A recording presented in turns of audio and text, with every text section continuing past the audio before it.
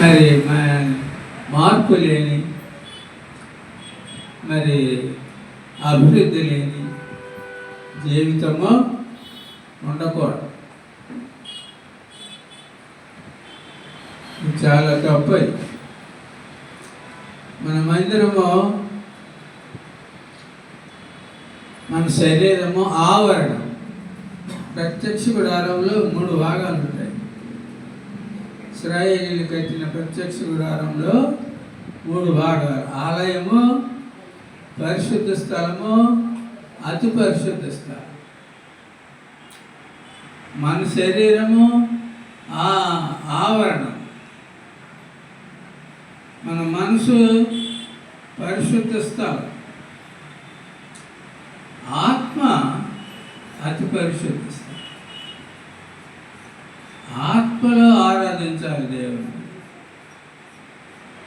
దేవుడు ఆత్మ ద్వారా మాట్లాడతాడు. కనుక దేవుడు మనలో ఉండి, ఆత్మగా ఉండి మాట్లాడే దేవుడు పరిశుద్ధుడు. ఆయన స్వరం వినడం నేర్చుకోవాలి.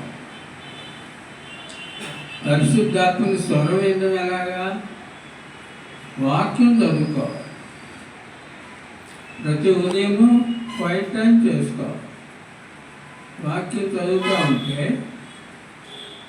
ఏదైనా వాక్యంలో ఒక వాక్యం ద్వారా దేవుడు మాట్లాడతాడు. మన ఆత్మకు అవసరమైనటువంటి హెచ్చరిక, ఆదరణ, క్షేమాభివృద్ధిని కలిగించే వాక్యము పరిశుద్ధాత్ముడు మనకిస్తాడు. అది అలవాటు చేసుకోవాలి. ఆయనే నూతన పరుస్తాడు. మనల్ని రక్షించిన తర్వాత, రక్షణ అంటే ఏంటి? యెహెజ్కేలు 36:26. యెహెజ్కేలు 36:26.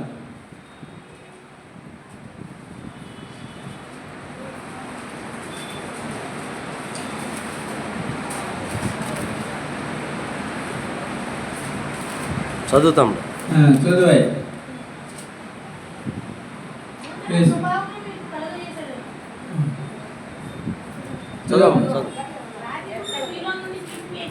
నూతన హృదయం మీకు ఇచ్చున్నాను, రాతి గుండె తీసివేసి మాంసం గుండె నీకు ఇచ్చాను. అది నా ఆత్మను మీ అందించి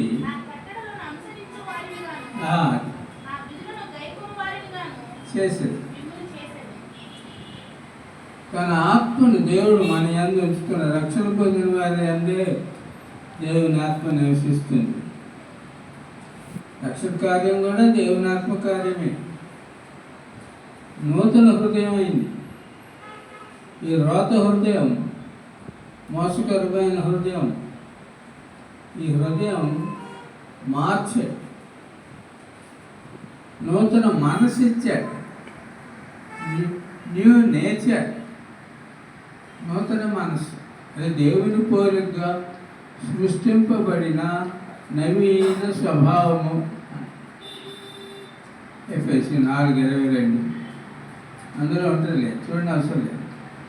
కనుక దేవుని పోలికగా సృష్టించబడిన ఈ నవీన స్వభావం ఆయన ఇచ్చాడు. కానీ మనం ధరించుకోవాలి.